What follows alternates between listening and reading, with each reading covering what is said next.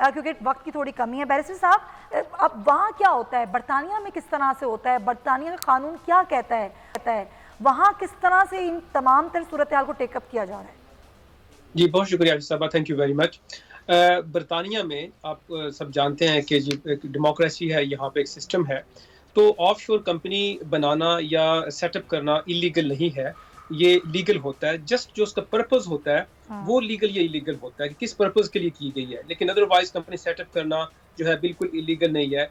Normally जो offshore companies setup की जाती हैं उसमें केमैन है, वर्जिन आइसलैंड आइलैंड ऑफ और इसमें सिंगापुर हो गया, स्विट्जरलैंड हो गया, ये कुछ कंट्रीज है ज़्यादातर, और पैनामा। तो यहाँ पे कंट्रीज ऐसी सेटअप की जाती हैं। एक बड़ा कम्प्लेक्स तरीका कार होता है कि उस पर पीछे ओनर्स नहीं इसके ऊपर पीछे शो किए जाते कि एक्चुअल जो बेनिफिशियरी कौन है इस कंपनी का।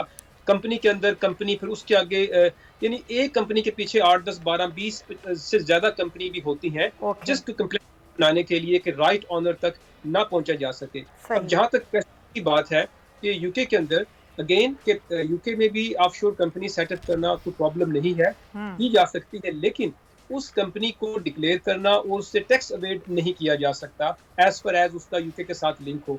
सेम पाकिस्तान के साथ भी है, वहां पे भी ऑफशोर कंपनी बनाना इलीगल नहीं है as per as declare to the authorities. उसमें जो एक्सचेंज कमीशन ऑफ पाकिस्तान है वहां पे डिक्लेयर करना होता है, और जो वहां डिक्लेयर करना होता है। तो कंपनी बनाना इलीगल नहीं है।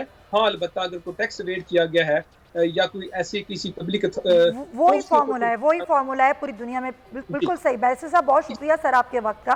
बैरिस्टर गुलनवाज खान साहब हमारे साथ यूके से मौजूद थे। आप आगे बढ़ते हुए बहुत अहम खबर है, और वो है चेयरमैन नैब की मुद्दत मुलाजमत तौसी के हवाले से।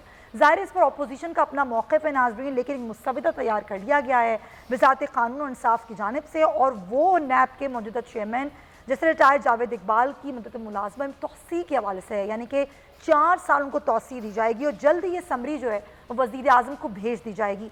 तो पहले ज़रा मैं राजा आमिर अब्बास साहब से इसका कानूनी पहलू ले लूँ, फिर लगाए साहब की जानिब आती हूँ।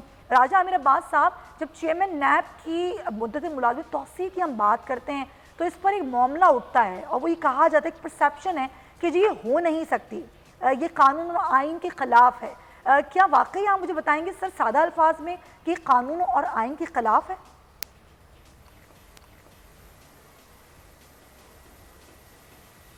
देखिए, इसमें अब मुसव्वदा हमारे सामने नहीं है।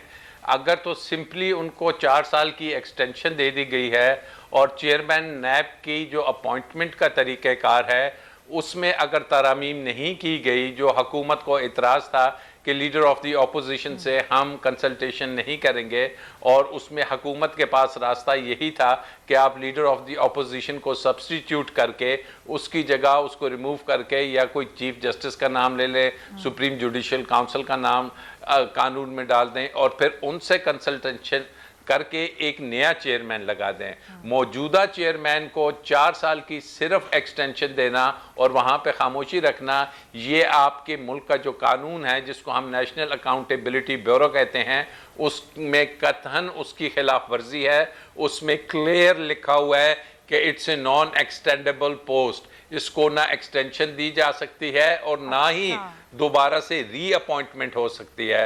तो अगर हुकूमत सिर्फ ऑर्डिनेंस के ज़रिए मिस्टर जस्टिस जावेद इकबाल को 4 साल की मुद्दत मुलाजमत में तोसी देगी सिर्फ इसलिए कि बड़ी रिकवरीज हो गई हैं, तो ये एक पर्सन स्पेसिफिक कानून होगा, एक फ़र्द वाहिद के लिए पूरे कानून में तरमीम कर दी जाएगी, जिसको supreme court of Pakistan already एक Chaudhry Nisar Ali Khan versus federation of Pakistan case था, जिसमें उस वक़्त के जो प्रोसिक्यूटर जनरल थे उनकी भी एक्सटेंशन नहीं हो सकती, इरफान कादिर साहब, उनको दोबारा अपॉइंट कर दिया गया था फॉर द सेकंड टाइम, और सुप्रीम कोर्ट ने उठा के उसको नल एंड वॉइड कर दिया था कि ये इसका पर्पज़ नहीं, क्योंकि अगर आप एक शख्स को चेयरमैन नैब लगाते हैं तो फिर उसकी एक्सटेंशन ना देने के पीछे लेजिस्लेशन की एक पर्पज़ है कि उसको आपको ये लालच नहीं दे सकते कि भाई मेरे ये केसेस कर दो, ये ना करो, हम तुम्हारी मुद्दत मुलाजमत 4 साल के लिए बढ़ा देंगे।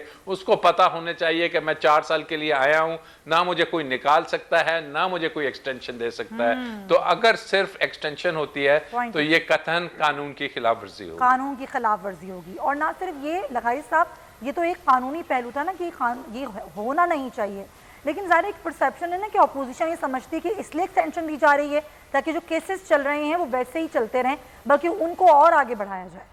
एक तो ये कि अपोजिशन का अगर ये नुक्ता नज़र है तो उसके एविडेंसेस भी हैं, और जिस तरह से अपोजिशन को टारगेट किया जाता रहा है वो सबके सामने है, और जिस तरह से वैसे बिल्कुल नहीं किया गया, बाद सरकारी जो अरकान थे उनको भी एहतसाब के दायरे में लाया गया, लेकिन उसके बाद जब वो चले गए तो उनके मामलात को ठप कर दिया गया। एक ये हुआ। दूसरा ये हुआ कि कई सरकारी लोगों को इस बुनियाद पर रिलीफ मिला कि जैसे एक वो नंदीपुर पावर प्रोजेक्ट था, उसमें साबिक वज़ीर कानून को रिलीफ मिला, और जो उस दौर में थे तो उनको रिलीफ दिया गया इसलिए कि वो मौजूदा हुकूमत में उनके साथ हैं।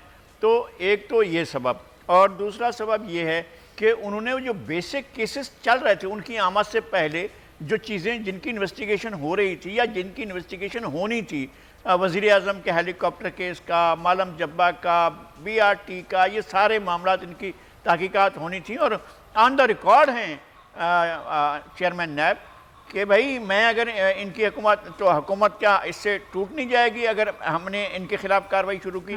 तो उनकी ये जिम्मेदारी है ही नहीं, कोई हुकूमत टूटती है या नहीं टूटती है, हुकूमत गिरती है या नहीं गिरती, उनकी जिम्मेदारी नहीं है, उनका वास्ता नहीं। वो देखें कि ये कानून के मुताबिक है या नहीं है, अगर नहीं है तो जाहिर है उसको आपने उस पर प्रोसेस करना है और आगे चलाना है इस मामले को, और उसको अंजाम तक पहुँचाना। उन्होंने बहुत से मामलात पर सर पे नज़र किया और उन्होंने इन चीज़ों को छोड़ दिया। तो एक बात यह कि कानूनी तरीका बता दिया है राजा आमिर अब्बास साहब ने कि कानूनी तरीका ऐसा है जिसके तहत वो ऐसा नहीं कर सकते। जब 2 बार किसी का अपॉइंटमेंट होता है तो मफादात आ जाते हैं। सब्सक्राइब करें और बेल दबाएं ताकि कोई खबर रह न जाए।